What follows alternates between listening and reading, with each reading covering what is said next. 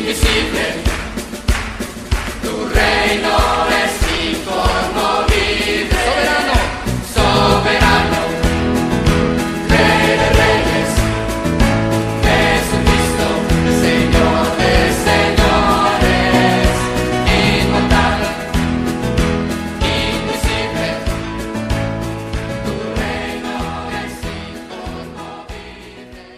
generación mala y apóstata. La generación mala y apóstata. La encontramos para desarrollar esta conferencia en el Evangelio de Mateo capítulo 12, versículos 38 al 42. Versículos 38 al 42. Es Jesús el que está hablando. Entonces respondieron algunos de los escribas y de los fariseos, diciendo: Maestro, deseamos ver de ti señal. Él respondió y les dijo: la generación mala y adúltera demanda señal, pero señal no le será dada sino la señal del profeta Jonás. Porque como estuvo Jonás en el vientre del gran pez 3 días y 3 noches, así estará el Hijo del Hombre en el corazón de la tierra 3 días y 3 noches. Los hombres de Nínive se levantarán en el juicio con esta generación y la condenarán, porque ellos se arrepintieron a la predicación de Jonás. Y he aquí más que Jonás en este lugar. La reina del sur se levantará en el juicio con esta generación y la condenará, porque ella vino de los fines de la tierra para oír la sabiduría de Salomón. He aquí más que Salomón en este lugar. Cuando el espíritu inmundo sale del hombre, anda por lugares secos, buscando reposo y no lo halla. Entonces dice: volveré a mi casa de donde salí. Y cuando llega, la halla desocupada, barrida y adornada. Entonces va y toma consigo otros 7 espíritus peores que él, y entrados moran allí. Y el postrer estado de aquel hombre viene a ser peor que el primero. Así también acontecerá a esta mala generación. Dentro de la naturaleza humana carnal existe un deseo muy fuerte por todo lo que es sobrenatural, por todo lo que es ocultismo, por todo lo que es esotérico, por todo lo que es paranormal. Por eso la mayoría de la gente que nos rodea es sorprendida cuando ve milagros. Ellos no saben el origen de la Virgen que se apareció en el buñuelo o el santo que se apareció en el árbol. Cualquier cosa que sea de carácter sobrenatural, todo lo que sea sobrenatural a la gente le atrae por naturaleza. Cuando ve apariciones, señales en el cielo, ovnis, etcétera, etcétera. Y esta es la razón precisamente por la cual mucha gente también se involucra en la brujería, porque la dimensión de la brujería le ofrece al ser humano un área oculta, donde solamente se puede penetrar a través de la comunicación con espíritus, etcétera, etcétera, que desde luego es una realidad, pero que estos espíritus no son espíritus de seres humanos, sino la Biblia dice de demonios, que engañan haciéndole creer al ser humano que Cuauhtémoc está vivo, que tu abuelita está viva y que se puede comunicar con los seres humanos.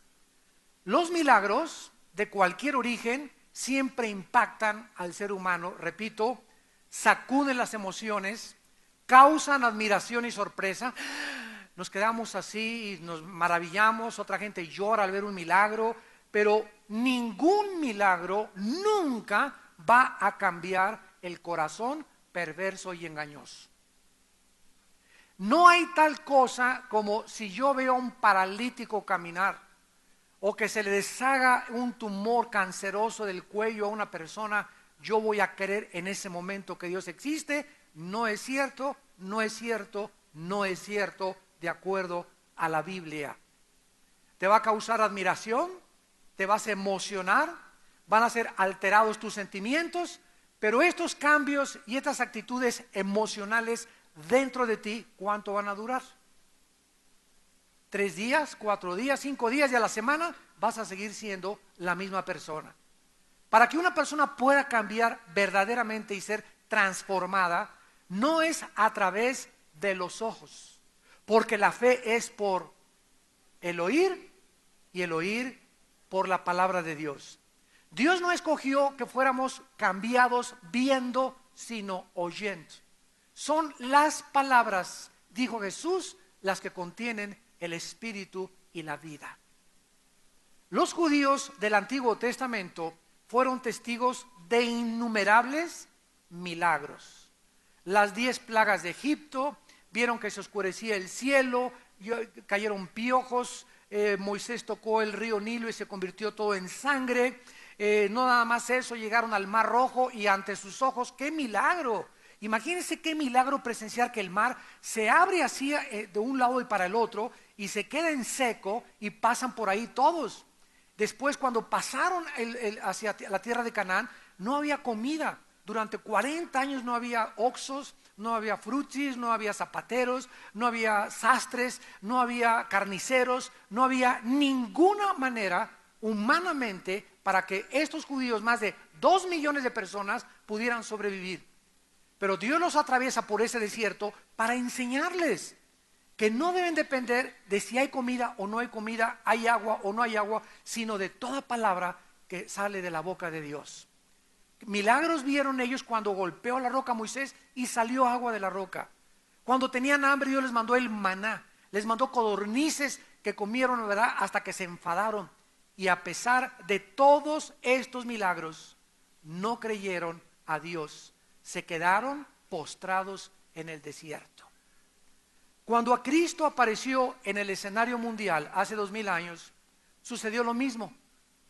La gente comenzó a seguirlo por los milagros, porque repito, la naturaleza humana le gusta ir a campañas de sanidad, le gusta presenciar fenómenos, nos encanta ver cosas, ¿verdad?, que ese paralítico se levantó, etcétera, etcétera. Y sin embargo, estas personas que le siguieron porque veían milagros y por el alimento que Jesús les daba, convirtiendo peces y panes en miles de panes, no quisieron, la mayoría que le siguió, entregarle su vida y reconocerlo como su Señor y Salvador, al grado que Jesucristo califica a toda la generación cuando Él vivió de adúltera y de apóstata. Vamos a ver en primer lugar, esta generación que busca señales, ¿qué fue lo que sucedió? La generación de los tiempos de Jesús, repito, así como la de nuestros tiempos, se parecen muchísimo, porque actualmente mucha gente, por falta de conocimientos bíblicos, de una doctrina sistemática y temática de la palabra de Dios, solo andan buscando cristianos de iglesia en iglesia, de campañas en campañas, ser entretenidas con buenos shows, con cantantes famosos, y más ahora que está de moda que ya todos los predicadores sean sanadores, porque no hay cosa que atraiga más gente que decir o anunciar campaña de sanidad. Los judíos fueron identificados por Jesús y los apóstoles como religiosos.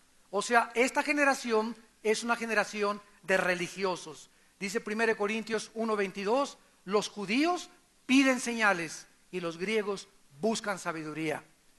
Los judíos son los religiosos del siglo XXI que están buscando nada más ser estremecidos en sus emociones, en sus sentimientos, pero que no quieren seguir realmente a Jesucristo.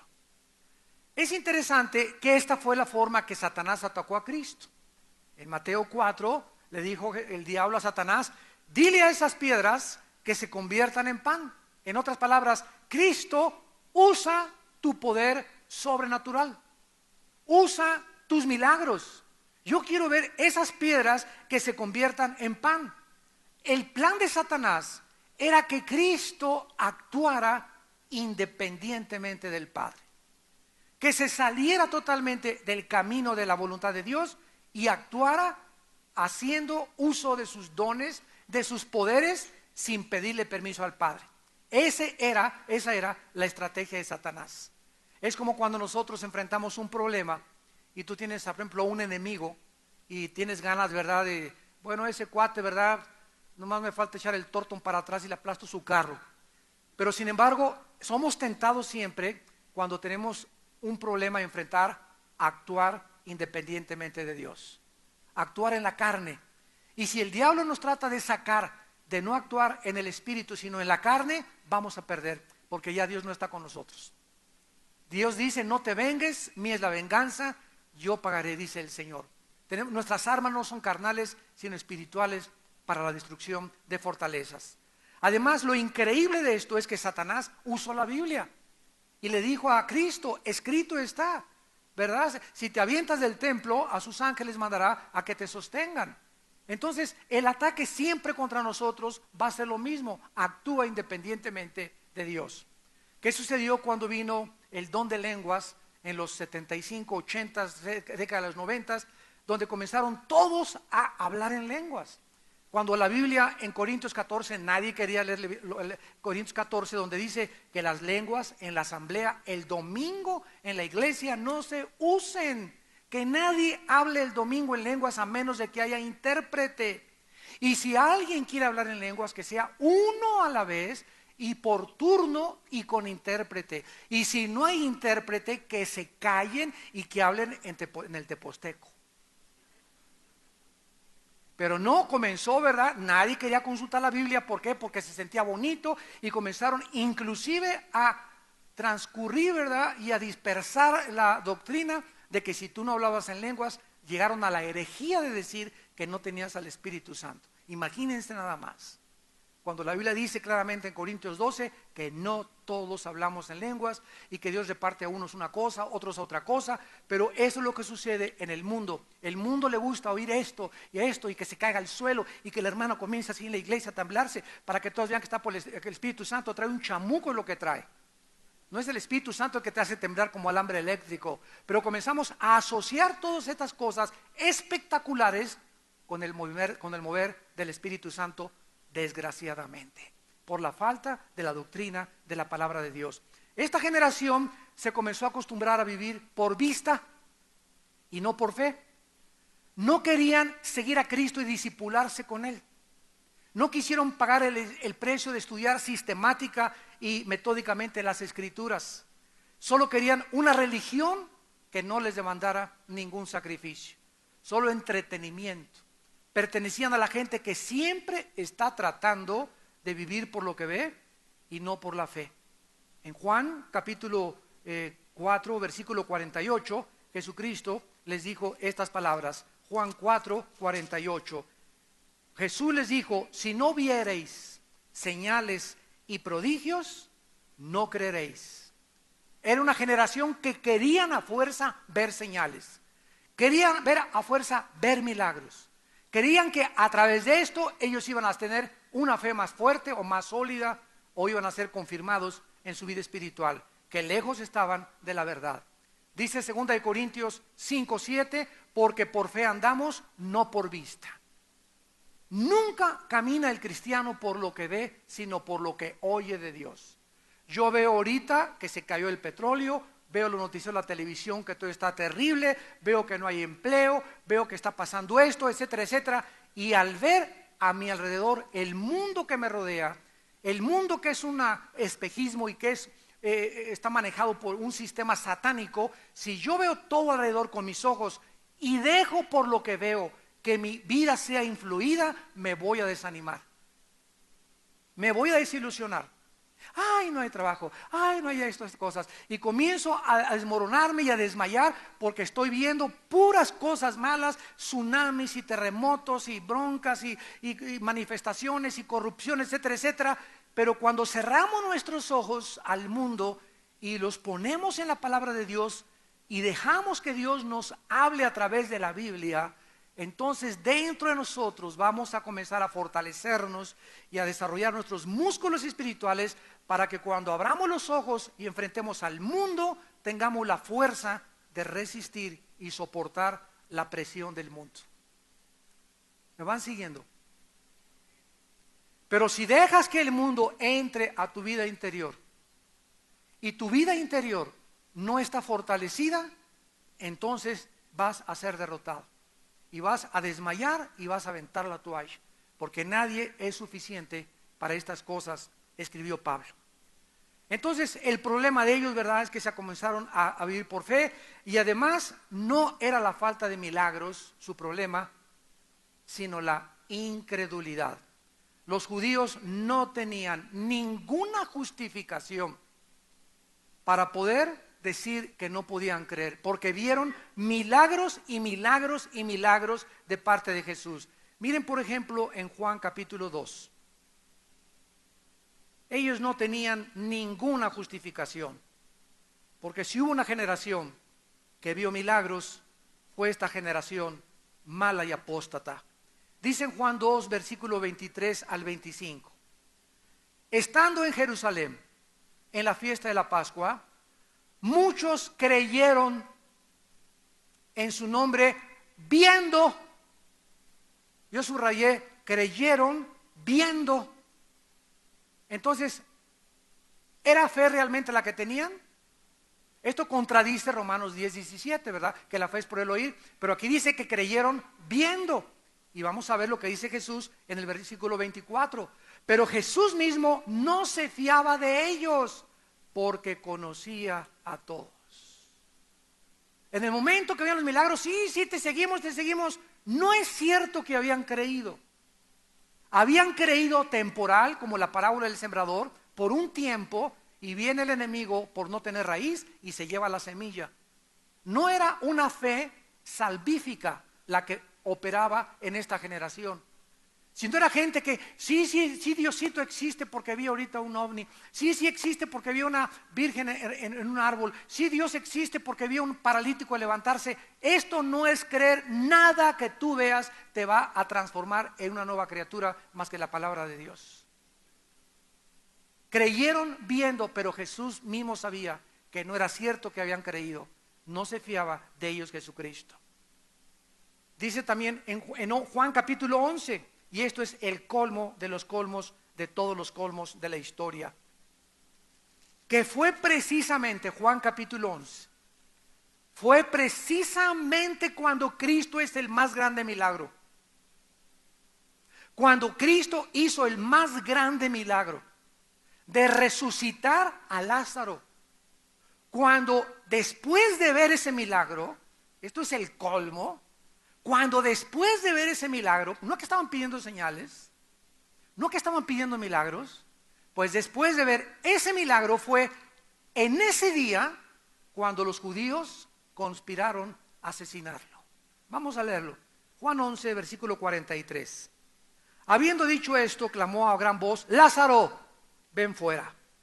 Y el que había muerto salió, atadas las manos y los pies con vendas y el rostro envuelto en un sudario. Jesús le dijo: desatadle y dejadle ir. Versículo 46. Pero algunos de ellos fueron a los fariseos y les dijeron lo que Jesús había hecho. Entonces los principales sacerdotes y los fariseos reunieron el concilio y dijeron: ¿qué haremos? Porque este hombre hace muchas señales. Bueno, pues no están pidiendo señales. ¿No estaban pidiendo entonces milagros y señales los fariseos? Y ahora cuando él hace ya demasiados, dicen se le pasó la mano. O sea, su problema no era ver milagros. El problema de los ateos nunca ha sido por no ver, sino porque tienen un problema moral. No existe un ateo con el cual yo me haya enfrentado en una confrontación en televisión o públicamente en una universidad, en México, en Sudamérica o en Estados Unidos. No existe un solo ateo en el cual yo haya tenido un solo debate que me haya podido contradecir las evidencias de la Biblia. ¿Quiere evidencias? Se las doy: históricas, antropológicas, geográficas, literarias, de poesía, de sociología, de genética, de lo que usted quiera. Aquí en la Biblia le doy las evidencias y las pruebas y las profecías cumplidas de lo que usted quiere y lo que usted mande. Y si después de ver estas pruebas que se han cumplido y estas profecías, usted no quiere creer, mi corazón me dice que su problema de usted no es falta de evidencias. Su problema de usted es que no le conviene creer. A los judíos no les convenía creer porque se sintieron amenazados que Jesús pudiera usurpar el liderazgo espiritual de su generación. ¿Qué haremos? Porque hace muchas señales. Versículo 48. Si le dejamos así, todos creerán en él. Ya ven, eran celos y envidia. Tenían celos y envidia de que lo comenzaran a seguir a él y no a ellos. Y vendrán los romanos y destruirán nuestro lugar santo y nuestra nación. Entonces fue versículo 50 que les dijo una persona: no penséis que nos conviene que un hombre sea muera por el pueblo y no que toda la nación perezca. Esta es la razón por la cual los judíos, con el más grande milagro de todos los tiempos, es que no les convendría creer. Juan 3, Cristo dijo estas palabras. Juan capítulo 3, versículo 19. Esta es la condenación, que la luz vino al mundo. O sea, el mundo no tiene justificación ni excusa para decir no hay una luz.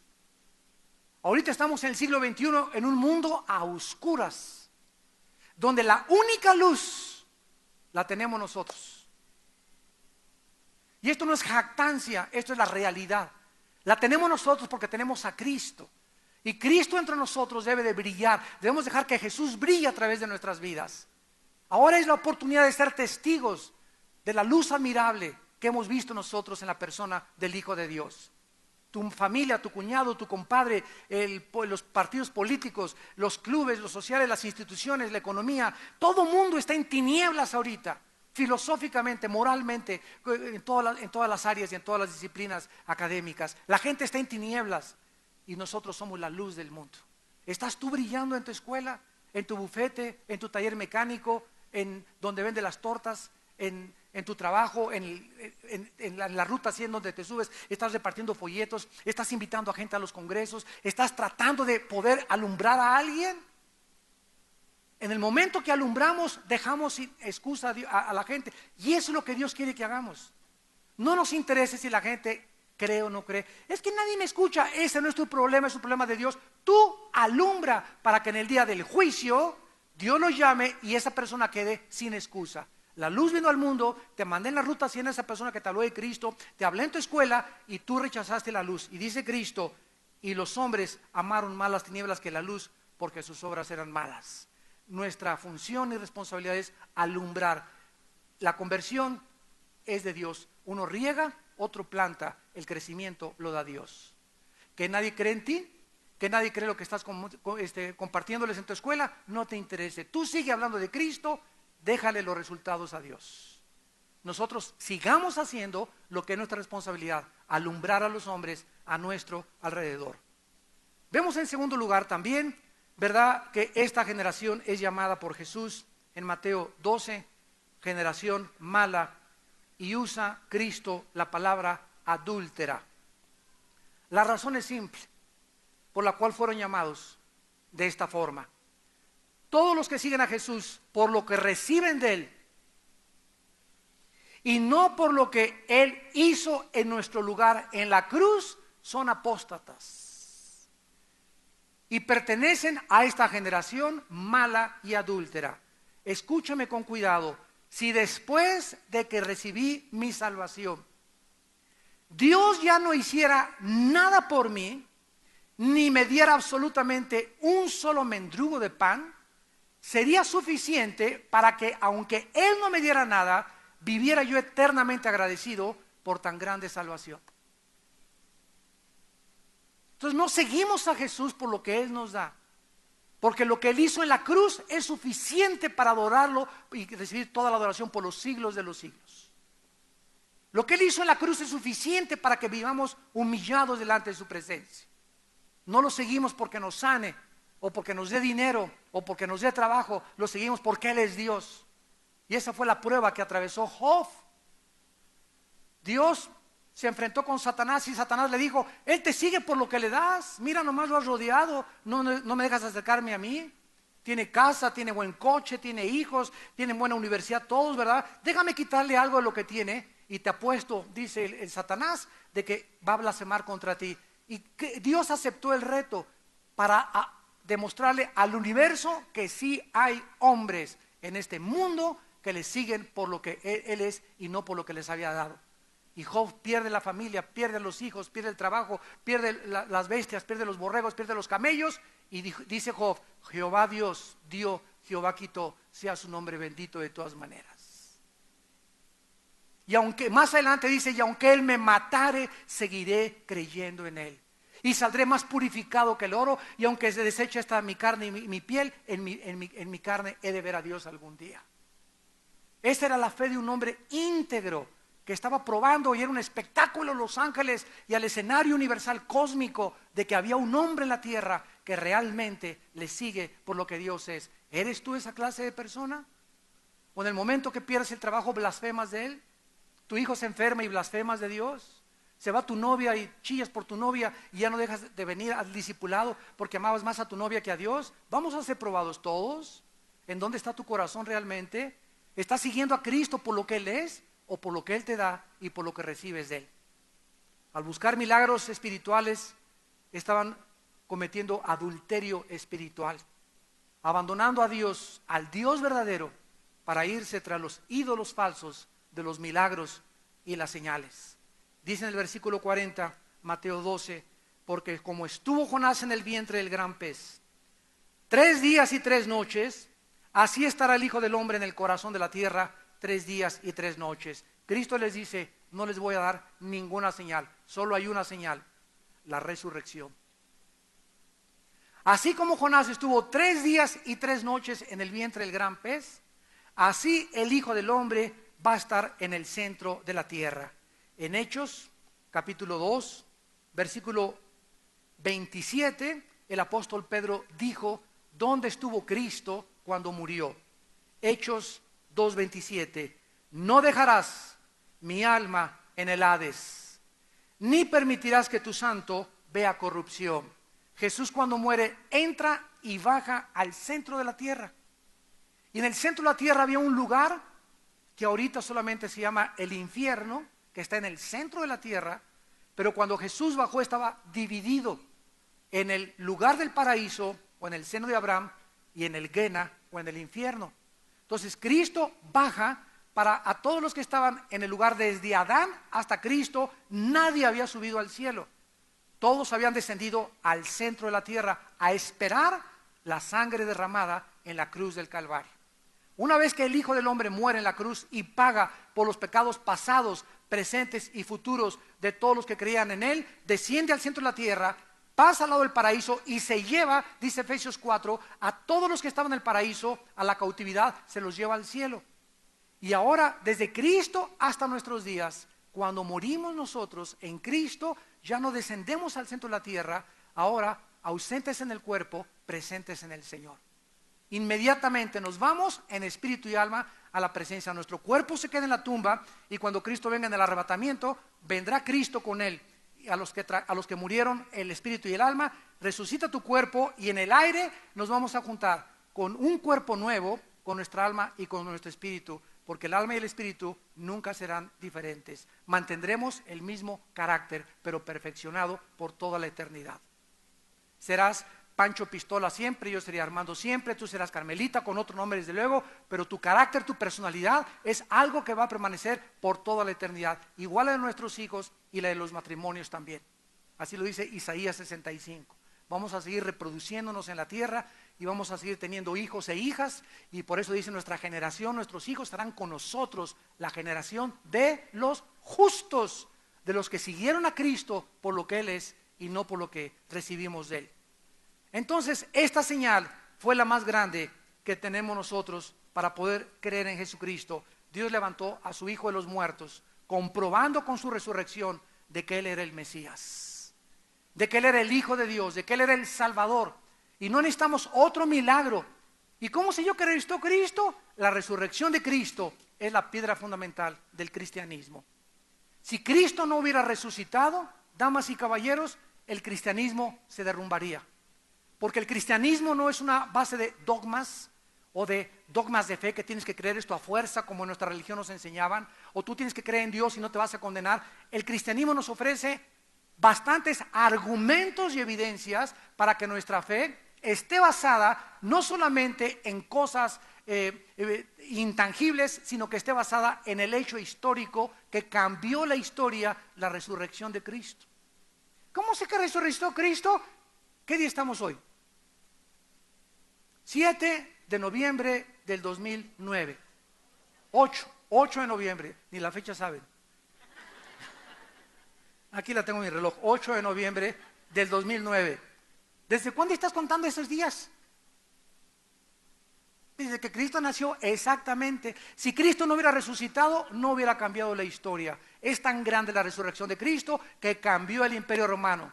Y el Imperio Romano fue conquistado no por los bárbaros, ni tampoco por los escitas, ni tampoco por los vikingos. Fue conquistado por la resurrección de Jesucristo. El cristianismo conquistó el Imperio Romano. Constantino se convierte al cristianismo en el año 325 después de Cristo, absorbe el cristianismo como la religión oficial y de ahí en adelante pone él al primer papa de la iglesia, que es un gobernante y no una persona espiritual. La resurrección de Cristo es la evidencia más grande que tenemos y por eso Jesús, regresamos a Mateo 12:41, dice el versículo 41, los hombres de Nínive se levantarán en el juicio con esta generación y la condenarán, porque ellos se arrepintieron a la predicación de Jonás y he aquí, más que Jonás, en este lugar. O sea, Cristo está diciendo que hay un juicio, va a haber un juicio, lo creas o no lo creas. Y en el día del juicio, estos hombres que se convirtieron 500 años antes de que Cristo estuviera con esta generación, van a estar vivos en el juicio, se van a levantar y van a ser usados por Dios como testigos contra la generación de los tiempos de Cristo. Y el testimonio que estos hombres van a dar es que se convirtieron con la voz de un profeta, ¿verdad? Común y corriente. Pero la generación de los tiempos de Cristo no tenían a un profeta, tenían al Hijo de Dios. Jonás no hizo los milagros que hizo Cristo en sus ojos. Entonces van a ser más culpables los hombres que vivieron en tiempos de Cristo que los hombres de Nínive que se arrepintieron con solamente una predicación. Estos ninivitas son un ejemplo del arrepentimiento profundo y el dolor por sus pecados y el volverse a Dios con todo su corazón. Este caso histórico no les dará ninguna excusa a la generación de Jesús. Y ahora quiero decirles lo siguiente, nosotros somos más culpables que los de la generación de Jesús. Pero ¿cómo, hermanos? Si ellos vieron milagros, exactamente, ellos vieron. Ahora Cristo considera bienaventurados los que no han visto y han creído. Porque ahora tenemos completa la palabra de Dios. Tenemos el testimonio de los profetas, tenemos el testimonio de los cielos, tenemos el testimonio que la misma ciencia corrobora que la Biblia es la palabra de Dios. Y que las evidencias científicas, arqueológicas, antropológicas, geográficas, históricas de la Biblia son reales. Y tenemos nosotros, además, a Él viviendo dentro de nosotros, dando testimonio a nuestro espíritu de que Él vive y que está dentro de mí.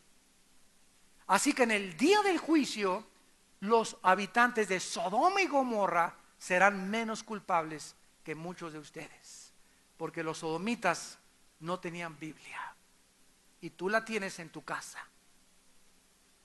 Ahora Jesucristo comienza a ponerles algunos ejemplos también, porque la reina de Saba, versículo 42, que se le llama la reina del sur, es otro testigo. Esto nos habla que en el juicio va a haber lleno de testigos del juicio. Y no va a haber nadie que te le escapes. A lo mejor Dios va a levantar a tu mamá de testigo, o a tu abuelita, o a tu ex esposo, o a tu esposa, etcétera, etcétera. Y mira cuánto lloró tu mamá, y tu hijo cuánto lloró por ti, y tú eras borracho, parrandero y jugador, hijo de zapata, villista, etcétera, etcétera, y ajúa y esto y el otro. Pues mira el testimonio, tu hijo se convirtió, tu otro hijo se convirtió, y tú fuiste el más duro de tu familia. No tienes excusa. Aléjate de mí, maldito al fuego eterno. Miles de testigos van a ser usados por Dios. Otro más será la reina de Saba o la reina de Nínive. Vamos a ver, la reina del sur. La reina del sur también se va a levantar en el juicio con esta generación.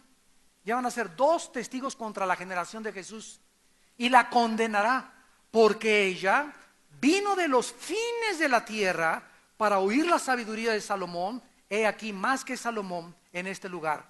Esta reina demostró qué importante es buscar a alguien que tenga la verdad.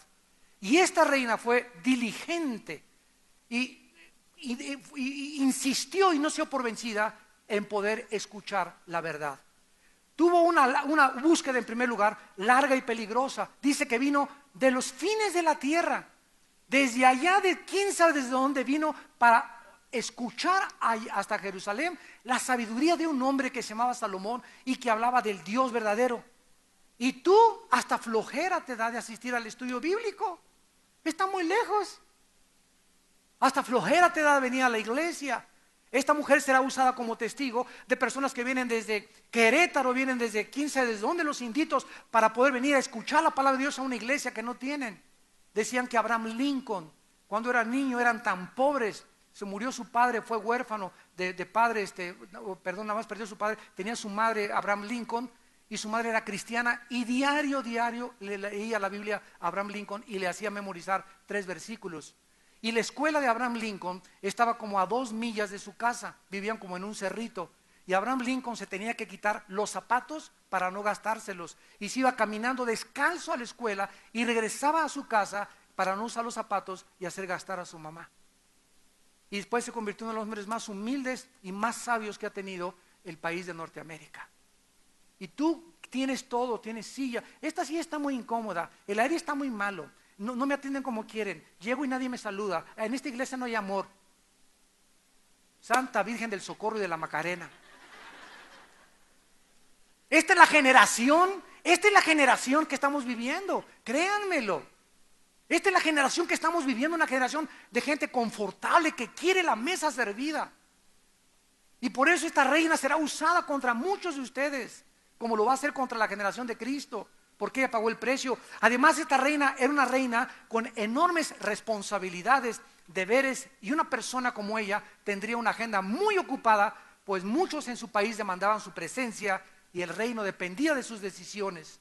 Sin embargo, no permitió que ni su agenda, ni los compromisos, ni el club, ni las invitaciones al té canasta, no le permitió que nada le quitara sus estudios bíblicos. Ella decidió viajar no importa cuántas millas y considerar como principal responsabilidad postrarse a los pies para oír la palabra del Señor. Fue lo que Cristo le dijo a Marta y a María. ¿Se acuerdan ustedes? Que Cristo llegó a la casa de Marta y María y Marta estaba el café, las galletitas, y aquí estaba el estudio bíblico y arreglaban las cortinas, y María viene y se sienta a los pies de Jesús y Jesús le dice a Marta: Marta, Marta, estás muy afanada, Señor, pero tengo que atender a la gente y ocupaciones. Es que solo una cosa te es necesaria, Marta. Todas esas cosas que están haciendo son secundarias. Busca primero mi reino y su justicia y tendrás todo por añadidura. Dame a mí el primer lugar en tu vida. Haz un lado las demás cosas que tienes. Yo soy lo más importante para tu vida. Para que en el día del juicio nadie se levante contra ti y te diga, como la reina de Saba, no tienes excusa, porque ella vino desde muy lejos, dejó más grandes responsabilidades que tú y vino a escucharme. Además, esta reina, en tercer lugar, venció prejuicios terribles. Era una mujer en un mundo donde los hombres dominaban en su tiempo. Las mujeres no eran consideradas importantes en esos tiempos, en los negocios, ni en el gobierno, ni en las escuelas. No estaban interesados los hombres en preparar una mujer, ni filosófica, ni culturalmente. Pero ella estaba decidida a ir contra todos esos prejuicios y postrarse a los pies de un rey que contenía la sabiduría de Dios. Y ahora la Biblia dice en Colosenses 2:3 que en Cristo están encerrados todos los tesoros de la sabiduría y del conocimiento. Y tú no lo quieres oír. Te da flojera ir a un estudio bíblico, te da flojera inscribirte en un diplomado, porque es más importante el sábado Chapultepec para ti que venir a escuchar la palabra de Dios. La reina de Saba será usada contra esa generación. Su búsqueda diligente y valiente será un testimonio real de la vida y del pan, aquel que dijo que era el camino, la verdad y la vida. Puesto que Jesús vino al mundo, en los tiempos de ellos no tienen ninguna excusa. Cristo declara que Él es más grande que Salomón. He aquí, dice Cristo, la sabiduría de Salomón más que Salomón en este lugar.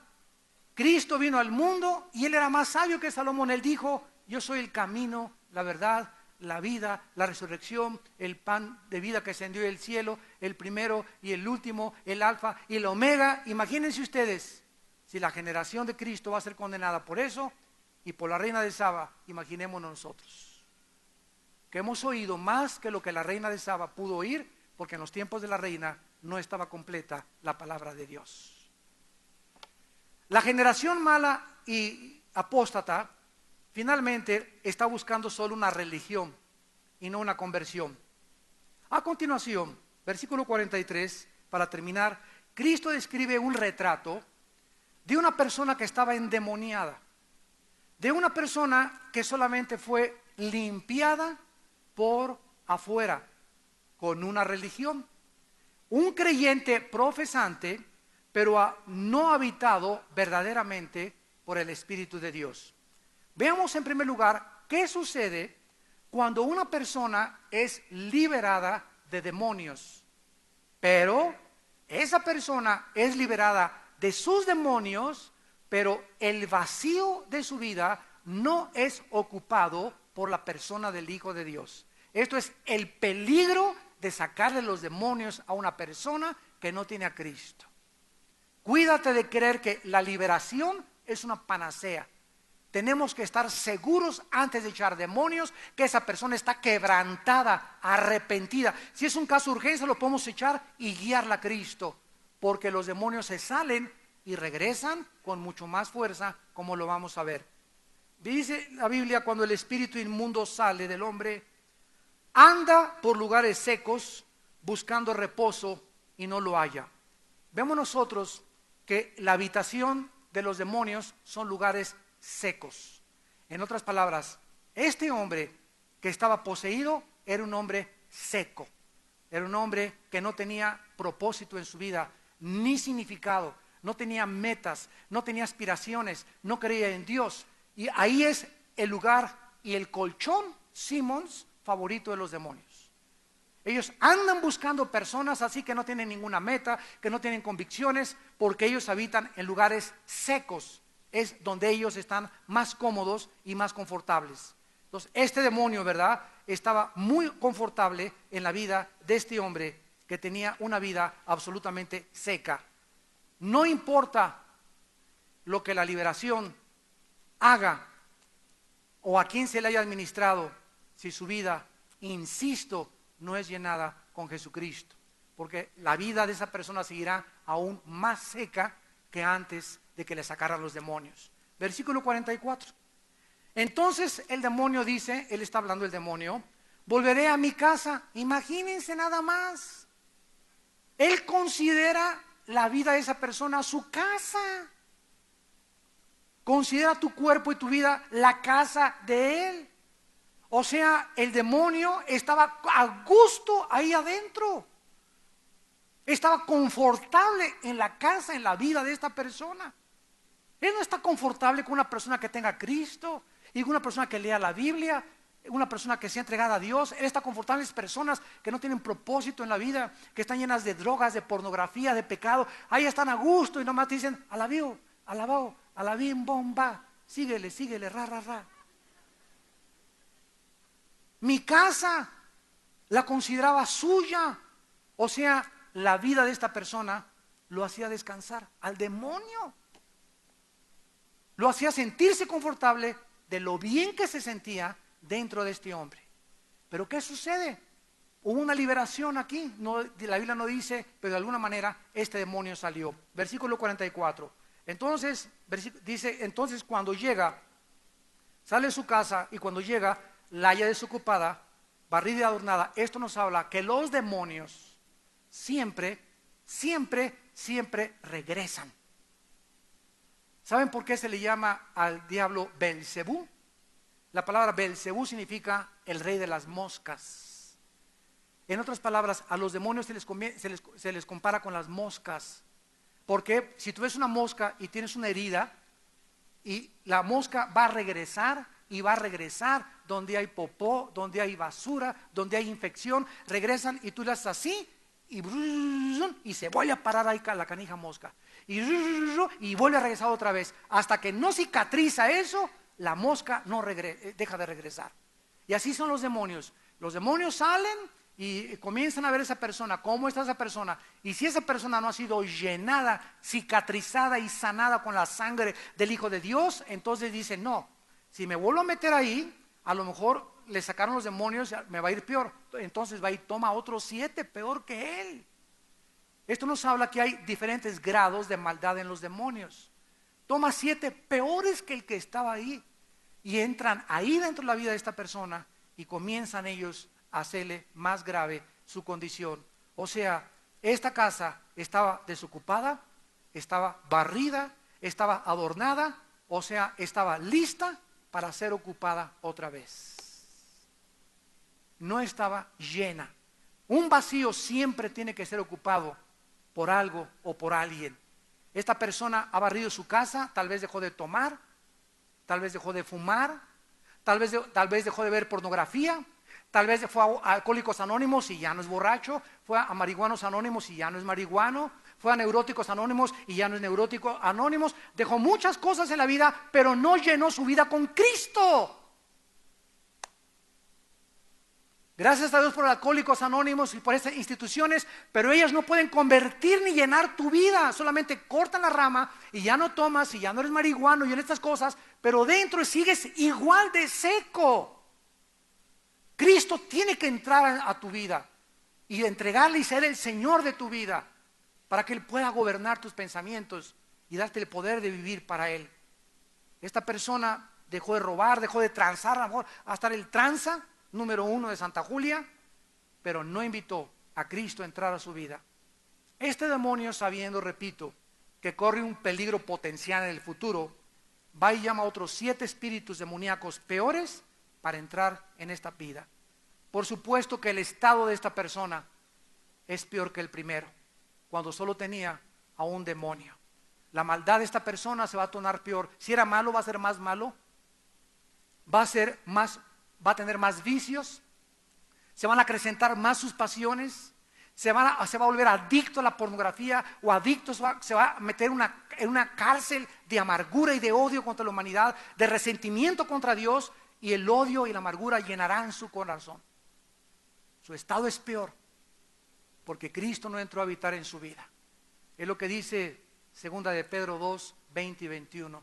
Les ha acontecido lo que al perro y lo que al puerco. El perro vuelve a su vómito y la puerca lavada a revolcarse en el lodo de donde fue sacado. Ahí está hablando en 2 de Pedro 2 de todos los apóstatas que nunca llenaron su vida con Cristo. ¿Cómo sabemos de que no eran salvos? Porque lo dice Pedro al terminar. Les ha acontecido lo que al perro. ¿Por qué los perros cuando sacan el vómito se lo vuelven a comer? ¿Por qué?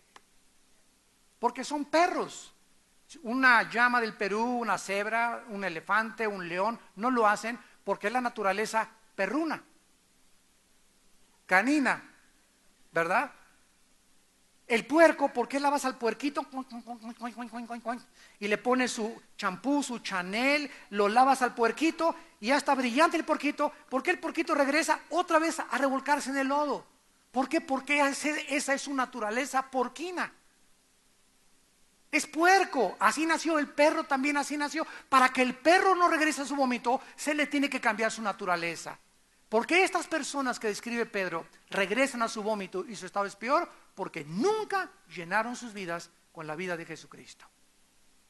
Entonces de nada te sirve una reforma superficial.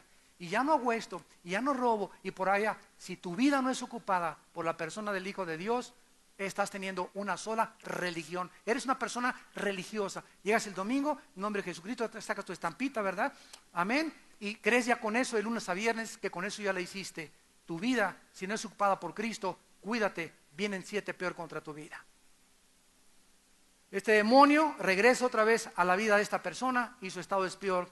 Esta generación es la generación que solo busca señales y milagros, que solo busca estar viendo cosas para poder satisfacer su vida espiritual y no quiere pagar el precio de estudiar la Biblia. Sistemática, metódicamente, diplomados, leerla todos los días, poner atención, escuchar cassettes, oír, rentar cosas, ¿verdad? Meterte en internet, buscar a predicadores, etcétera, etcétera. No creas que por la vida que vienes aquí el domingo a calentar tu silla va a ser suficiente. Si tu vida no es ocupada por Dios, perteneces a esta generación mala y adúltera delante de Dios. Arrepiéntete, invita a Cristo en esta tarde a tu corazón. Señor, gracias por tu palabra. Te bendecimos porque has ocupado nuestra vida y ya no somos nuestros. ¿Qué no sabéis que vuestro cuerpo es el templo del Espíritu Santo y que ya no sois vuestros? Hemos sido comprados por el precio de la sangre de Jesús. Oh Señor, cuánta gente a nuestro alrededor solamente está limpia por afuera. Son buenos por afuera. Tienen cara de San Crisóstomo por afuera. Pero por dentro son un nido de gusanos y de corrupción. Como Cristo les dijo a su generación, sepulcros blanqueados. Se barnizan y se pintan por afuera con una religión, haciendo disque buenas obras de vez en cuando. Pero si tú abres el sepulcro, está lleno de huesos y de gusanos. Y Dios, que ve todas las cosas y ve tu corazón, no solamente quiere que por afuera aparentes o trates de aparentar que eres una persona buena y que haces buenas obras y eres altruista y tal vez hasta benefactor y tal vez hasta construiste un asilo para niños, un orfanatorio y un asilo para ancianos. Sin embargo, si tu vida no es ocupada por Cristo, solo te estás pintando la apariencia y no has sido transformado por el poder de Dios. Dios te invita en esta mañana a que lo sigas, no por los milagros. Gracias a Dios cuando Dios hace un milagro, gracias a Dios. Él sigue haciendo milagros porque Él es soberano, pero no lo seguimos porque los haga o no los haga. Lo seguimos porque Él dio su vida en nuestro lugar, en una cruz. En esta tarde, dile a Cristo ahí desde tu corazón: Señor, te pido perdón por mis pecados. Te pido que sanes mi vida y que la ocupes, porque tengo una vida seca y vacía, sin propósito ni sentido para vivir. Quiero que entres y seas mi Señor y mi Salvador. Quiero seguirte. Quiero leer tu palabra todos los días, descansar en tus promesas y vivir solamente para ti. Darte mi prioridad y mi responsabilidad es a conocerte, Señor, porque esta es la vida eterna, que te conozca a ti y a Jesucristo, a quien has enviado, a quien te pido que entre a mi corazón como mi Salvador y como mi Señor, y que me dé el poder de vivir para ti. En tu nombre santo, Señor Jesús. Amén. Todas las personas en esta tarde que hicieron esta decisión, nos gustaría conocerlas. Ojalá que la exposición alumbre los ojos de la palabra y pueda haber redarguido tu corazón para que tú entiendas que si tú sales por esa puerta esta tarde, vacío y vacía, serás 10 veces más culpable de las personas que no han escuchado lo que tú has escuchado en esta tarde. Además, tú sabes que si tú sales vacío y vacía como entraste a este lugar, tu estado puede ser peor todavía el día de mañana, o dentro de un mes, o dentro de un año. Te van a llamar el Gadareno de Tlanepantla. Invita a Cristo ahorita a tu vida. Hoy que tu corazón ha sido preparado, no te endurezcas. Llena ese vacío, dale oportunidad a Dios en tu vida. Y las personas que hicieron esta oración invitando a Cristo, les pido que se pongan de pie. Párense los que hicieron esta oración invitando a Cristo por primera vez. Gracias a Dios, gracias Dios mío. Gracias, joven. Gracias, señorita, gracias. Gracias, jóvenes, que Dios los bendiga. Allá también, gracias. Muchos jóvenes, gracias, gracias, que Dios te bendiga. Gracias a Dios. Gracias, Señor, por estas almas. Alguien más, gracias, que Dios te bendiga. Gracias, señorita, que Dios te bendiga. Gracias por estas almas, Señor. Nos ponemos de pie para recibir la bendición pastoral. Extiende tu mano hasta acá y recibe esta bendición en el nombre de Jesús. Señor, te damos las gracias de que somos tuyos, de que te pertenecemos, de que nos has bendecido con toda bendición espiritual en los lugares celestiales en Cristo. de que nada ni nadie nunca nos podrá separar de ti, y de que nuestro espíritu nos da testimonio de que somos tus hijos. Te pertenecemos, Señor, somos tu pueblo, somos tus hijos y tus hijas, y tú lo que has comenzado en nuestra vida lo vas a terminar, porque tú eres el alfa y la omega de nuestra vida. Señor, bendice a este pueblo, a esta generación que ha creído en tu nombre. Bendice su entrada y su salida. Bendice su trabajo, su salario. Bendice su casa, su matrimonio. Tu esposa, tu esposo y tus hijos sean benditos por todas las generaciones. Sean benditos tus padres también. Sea bendita toda tu familia. Señor, que podamos descansar en tu paz en esta tarde. Despedirnos con esa alegría y ese gozo de que somos tuyos y que tu poder es más grande que el que esté en el mundo. En el nombre de Cristo. Amén. Que tengan paz.